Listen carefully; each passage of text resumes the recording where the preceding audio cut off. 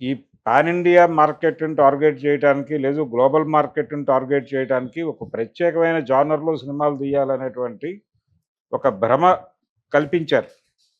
చాలామంది డైరెక్టర్లు ఆ భ్రమలున్నాయి. ఆ భ్రమలు ఉండటం వలన ఏం జరుగుతోందంటే, ఒక రగ్గడ్ బ్యాక్‌డ్రాపు, ఒక విచిత్రమైనటువంటి గెటప్పులు, విచిత్రమైన మేనరిజమ్సు వీటి మీద డిజైన్ చేస్తున్నారు. వీటి మీద వర్కౌట్ చేస్తున్నారు. సుకుమార్ చేసింది కూడా అదే. సుకుమార్ 'పుష్ప' నిండా ఆయన ప్రదర్శన ఏమిటి? ఒక విచిత్రమైన మేనరిజము, ఒక విచిత్రమైన బ్యాక్‌డ్రాపు వీటి మీదే వెళ్ళాడు. నిజానికి రంగస్థలంలో ఉన్నటువంటి ఒక కోర్ పాయింట్, అలాంటి ఒక కోర్ పాయింట్ కూడా లేదు దీనిలో నిజానికి 'పుష్పలో'. హ్మ్. హ్మ్. 'పుష్పతో' కంపేర్ చేస్తే అది బెటర్ సినిమా ఓకే. రంగస్థలం. కానీ ఇది బిగ్ రెవెన్యూ వర్కౌట్ అయింది ఈ సినిమాతో, ఈ ప్రాజెక్ట్‌తో. కారణం ఏమిటి అంటే, ఇదే మన సక్సెస్ ఫార్ములా అని ఆయన అనుకుంటున్నాడు. ఆయన మాత్రమే కాదు, ప్రపంచం అనుకుంటోంది. అలాగే సందీప్, ఆయన హీరో క్యారెక్టరు, హీరో క్యారెక్టరైజేషన్ మీదే సినిమాలు ఆడతాయని బలంగా నమ్మిన వ్యక్తి. ఆయన ఆ ధోరణిలో మార్కెట్ కొల్లగొడుతూ వెళ్తున్నాడు. ఇది కూడా మొనాటనస్ అయితే దెబ్బతింటారు వీళ్ళు. ఇది కూడా మొనాటనస్ అయ్యే పరిస్థితులు కనిపిస్తున్నాయి క్యారెక్టరైజేషన్ మీద సినిమాలు నడపటం అనేది. అందుకని ఇప్పుడు వీళ్ళు నేర్చుకోవాల్సింది ఏంటంటే, లోకల్ పాయింట్‌ని గ్లోబల్ లెవెల్‌లో, ఒక లోకల్ ఇష్యూని గ్లోబల్ లెవెల్‌లో ఎలా చెప్పాలి అనేటువంటి విద్యని ప్రాక్టీస్ చేయాల్సి ఉంటుంది. అది ప్రాక్టీస్ చేయడం మానేసి, ఇంకా జబ్బ చరుచుకునేటువంటి మూడ్‌లోనే ఉన్నారు ఫిల్మ్ మేకర్స్. అనటానికి ఈయన కామెంట్స్ మనకు ఉదాహరణ. ఓకే. నాగవంశి కామెంట్స్. హ్మ్. ఇంకా ఈ జబ్బ చరుచుకోవటం ఆపేయండి. ఈ జబ్బ చరుచుకోవటం ఆపేసి, లోకల్ ఇష్యూస్‌ని గ్లోబల్ లెవెల్‌లో మనం సినిమాగా చెప్పి మెప్పించటం అనేటువంటి కళని ఎలా ఆకళింపు చేసుకోవాలి అనేది ఆలోచించండి. గతంలో ఆయన 'సత్యజిత్ రే' గారు, 'మృణాల్ సేన్' వీళ్ళందరూ చేసింది అదే. ఆ రోజున కూడా వీళ్ళు ప్రపంచ స్థాయి మేధావులుగా ఎందుకు గుర్తింపబడ్డారు? వాళ్ళు తీసింది లోకల్ సినిమాలేగా, బెంగాలీ సినిమా ద్వారానే వాళ్ళు ప్రపంచ స్థాయి గుర్తింపుని పొందారు. ఆ పొందటానికి వాళ్ళు ప్రదర్శించిన టెక్నిక్ ఏమిటంటే, లోకల్ ఇష్యూని గ్లోబల్ లెవెల్‌లో ఎలా చెప్పాలో వాళ్ళకి తెలుసు. ఆ విద్యను మీరు ఆకళింపు చేసుకొని, ప్రస్తుతం ఉన్నటువంటి ఈ సానుకూల వాతావరణాన్ని ఉపయోగించుకుని వ్యాపారం చేసుకోండి.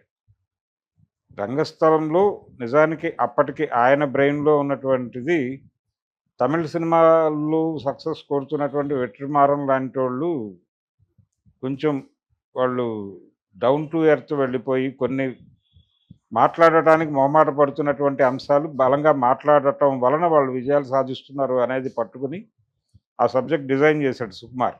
హ్మ్. అది మంచి మార్గమే.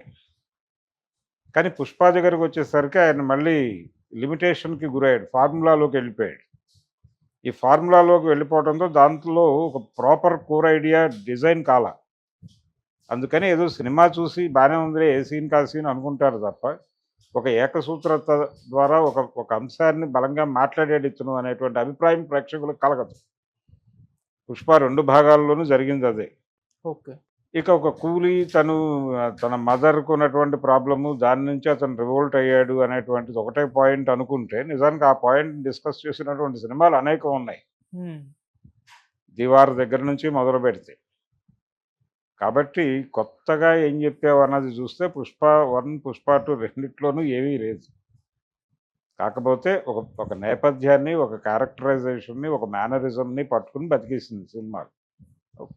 ఇది వర్కౌట్ అవ్వదు. ఇలాంటి హ్మ్. వాటి మీద దృష్టి పెట్టి కొంత సానుకూల వాతావరణంలో అంటే, అక్కడ సెంటిమెంట్లు దెబ్బ కొట్టకుండా చూసుకోవాలి. వాళ్ళు ఎలాగైతే వీళ్ళ సెంటిమెంట్లు దెబ్బ కొట్టకూడదు అని అనుకుంటారో, ఎవరి సెంటిమెంట్లు వాళ్ళకుంటాయి. లోకల్ సెంటిమెంట్స్ బలంగా ఉంటాయి.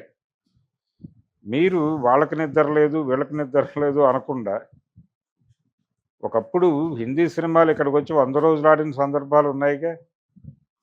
చాలా సినిమాలు 'డాన్' ఆడింది విపరీతంగా ఇక్కడ చాలా సెంటర్‌ల్లో సద్దినోత్సవాలు జరుపుకుంది.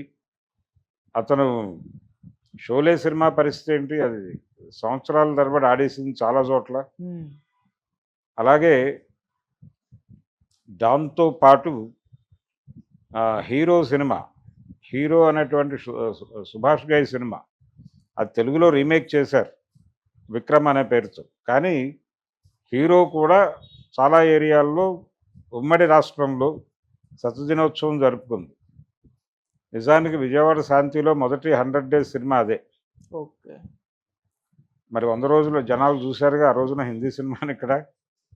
కాబట్టి మరి ఆ రోజున వాళ్ళు ఇలా మాట్లాడలేదుగా.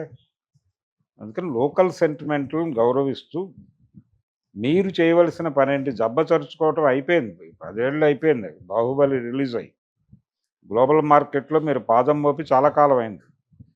ఆ మార్కెట్‌ని ఎలా స్థిరీకరించుకోవాలి అనేది ఆలోచించుకొని, వాళ్ళతో ఒక సయోధ్య, ఒక ఫ్రెండ్‌షిప్పు, ఒక సాలిడారిటీ సాధించి, నెమ్మదిగా గ్లోబల్ మార్కెట్‌కి ఎక్స్‌పాండ్ అవ్వటానికి ఏం చేయాలి అనేది ఆలోచించాలి. అందుకనే రాజమౌళి ఎప్పుడు మాట్లాడడు. హ్మ్.